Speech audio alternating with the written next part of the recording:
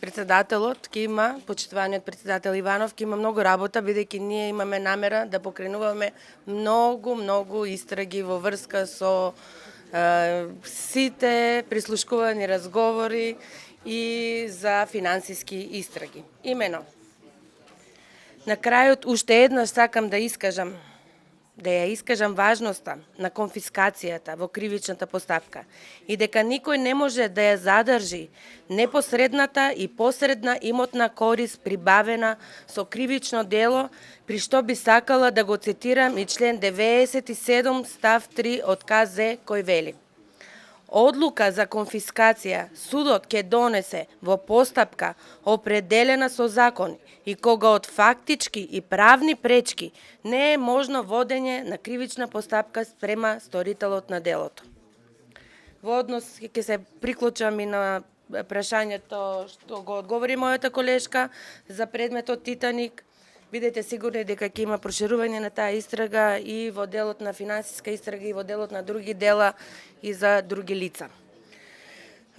Понатаму, ова значи дека и во случај на аболиција на сторители на кривични дела и постоење на правна пречка за водење на кривична постапка, законска обврска на ова јавно обвинителство е да се обезбедат докази за прибавената корист, која согласно законот мора да биде конфискувана.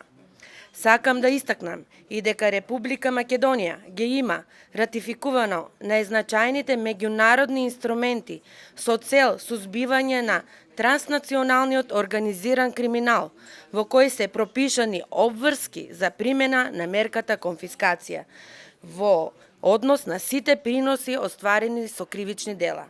Тука би ги споменала Конвенцијата од Палермо од 2000 година, како и Страсбуршката конвенција и Варшавската конвенција на Советот од Европа.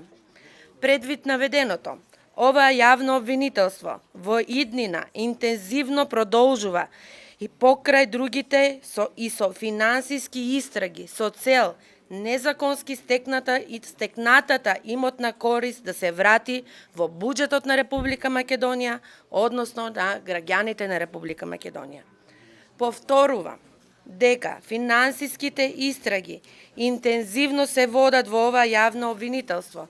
Од сите постапки кои се во тек, досека имаме податоци дека во периодот од 2008 до 2015 година од буџетот на Република Македонија во приватни џебови се одлеани голема сума на пари. Во овој момент не би ја кажала сумата, но да знаете дека имаме сознание дека се работи за голема сума на пари која е одлеана во приватни џепови. Благодарам.